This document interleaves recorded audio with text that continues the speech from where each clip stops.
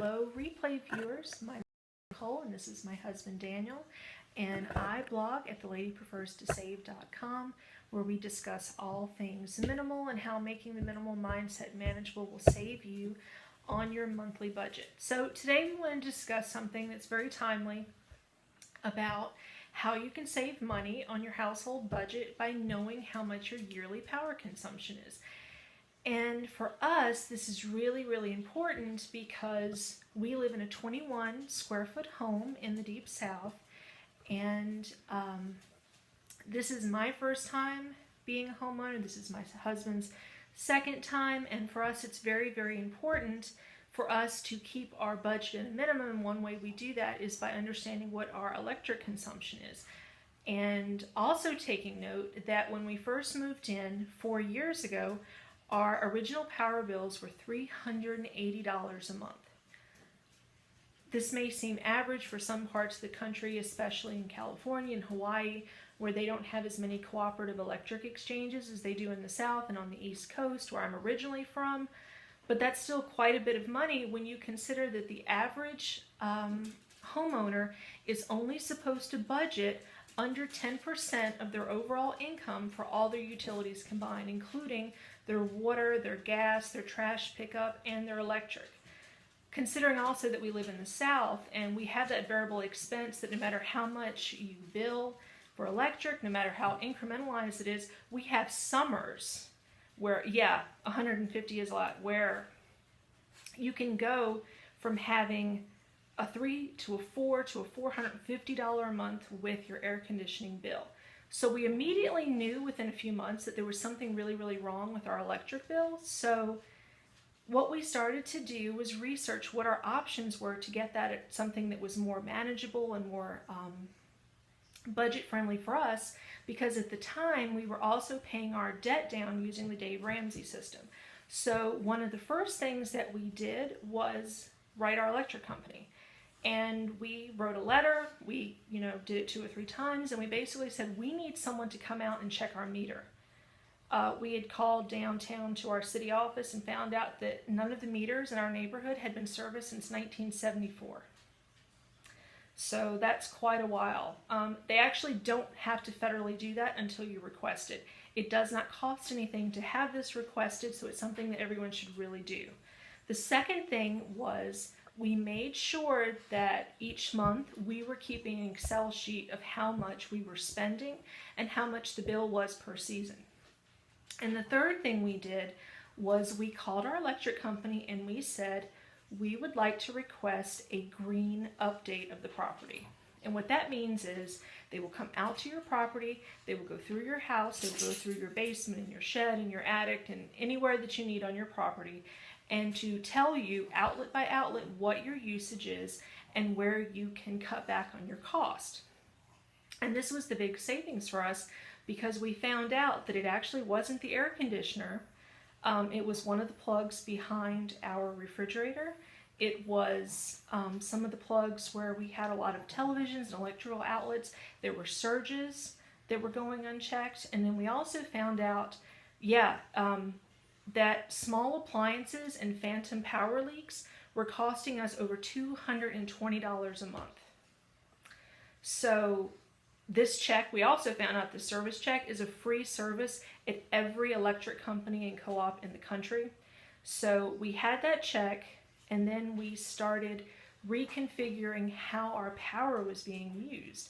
We put everything on green power surge protectors.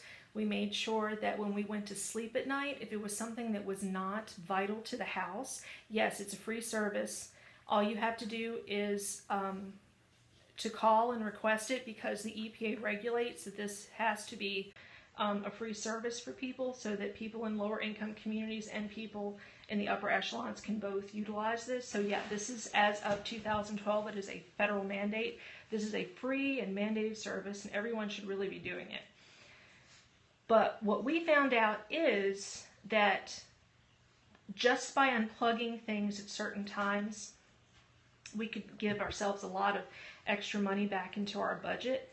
And then we also found out, after we started incrementalizing our bill usage, that there were certain times of the day we were getting charged for electric more than other times. For example, between 8 a.m. and noon, it was 1.5 times the charge that it was between 2 p.m. and 6 p.m. every day. So I work from home, and so normally this was my time to do laundry. This was my time to charge all of our electronics. This was the time to turn on the crock pot. This was my working time as someone who stays home. And unfortunately, that's what cost us the most money. When I started vacuuming and doing laundry after 2 p.m., when I noticed that running the washing machine on Tuesdays and Thursdays as opposed to Wednesday and Friday and Saturday cost me only 1/4 of the electric, that saved a lot. And just small incremental things over a 16-month period dropped my power bill from $357 and change to just this month. My lowest bill to date was $72.04. So I think that's pretty outstanding. And the reason for the scope today is, thank you, I like that, is I'm going to switch it here for a second. Okay, let me see if I can get this to show. Yep, there's my first and my maiden name there, but I don't know if I can get this to show here. Yeah, you have every year, guys, at the end of the year, for your power bill, the fiscal year actually goes from March to March. It's not like in October for the rest of the bills. So if you request this from your power company, they'll give you an end of the year energy report, and it will actually show you the percentage of where your power is going. Now, I mean, obviously I've said we live in the deep south, so you can see that cooling is 57% of my cost, and that's variable in the summer months because it's still hot here in October and November, whereas someone in, say, Maine or Minnesota, this is probably not as, you know, a necessitated thing as it is here. But something to notice here. Before, as I said, my appliance cost was 30% of my power usage, and now I've gotten it down to 10.3. Yeah, almost 10.4, which I've gotten that down by over 60%. And I attribute that to knowing when during the week that I need to run my appliances, especially my small appliances, knowing that certain days of the week, also again on Tuesday and Thursdays, it's cheaper to run the electric. So I do a couple different crock pot meals, and we have leftovers other days of the week. That has saved quite a bit. I do my laundry on Thursdays because it's a lot cheaper than it is Monday, Tuesday, and Wednesday. It's half as much as it is on Saturday. So as you can see here, this is one of my new main tools, and this comes out. Now this is something that you would have to request, but come this time next year, you can start seeing where all this goes. I'm going to turn it back. Okay, so you can start to, yeah, they can actually tell because houses are wired on grids, so they can actually tell you down to the outlet what is going in it, and they can actually tell by the amount of power that's being drawn as to what kind of current it is and actually what it's going to. So they can actually tell you that it is a stove or it's a refrigerator or it's your air conditioning or whatever it happens to be. So that can really tell you exactly where your money is going. Now, if you put that in conjunction with kind of starting that Excel sheet again and saying, okay, well, in May, you know, my power spiked from here to here and here to there. Yeah, it is creepy, but I'll say this, at least you can kind of save some money. So you have Big Brother kind of watching you, so to speak, but not really, you know, I mean, they obviously can't see in your house, but they can tell by the amount of power what's going on. But start an Excel sheet, write your electric company, go to your co-ops and ask them, hey, like, what day do you recommend me doing this? You know what? I stay at home and I have kids and we need to do this, this, and this. You know what? What are your rates? Give me a variable rate sheet. That's what we did. We started calculating. It took us over a year to get a sheet, but I can tell you exactly how much I'm going to be charged within a 5 to 10 cent variable per day, per month, of my power usage. And that to me is very important because, again, that's over $200 a month that went back into our budget when we were paying down bills, and that's $200 a month that goes into savings. That's money that can go towards retirement. For a lot of Americans, that $200 can pay for your health insurance each month. So when a lot of people, are very desperate and they don't know how they're going to come up and make those ends meet, and they're having to come up with side hustles here and there to do that, yeah, I mean, it's not easy and it takes time, and you have to put the work in and you have to request that information, but it's there, and it's there in every community, and people, I just don't think they know to do it. Now again, we had to do it because we were trying to pay down debt. I was paying off student loans. My husband wanted to go back and get his master's, and on top of that, my grandmother at the time, who had had a stroke-induced dementia, we had over $75,000 of her bills kind of fall on us at one time. So within a week, I had had student loans, hospital bills, and almost a $400 electric bill in the same week. So I mean, if I was to have a heart attack, it would have been that week. So I knew that there's a lot of things I can't put thousands of dollars on at a time, but I knew that somehow the electric bill, could be something that I could improve upon. So something I really take pride in is knowing where my power usage goes in the house. Every night, my husband will tell you, I unplug power strips. If you're not watching a TV, it gets unplugged. If the lamp is just sitting there, there's no reason for it to be drawing power. If the fan doesn't need to be on, it doesn't need to be on. If there's lights on outside, God provided lighting. I'm not going to turn an extra lamp on. It sounds silly, but it saved me quite a bit of money. And definitely back to the topic today, please request from your power company a usage sheet.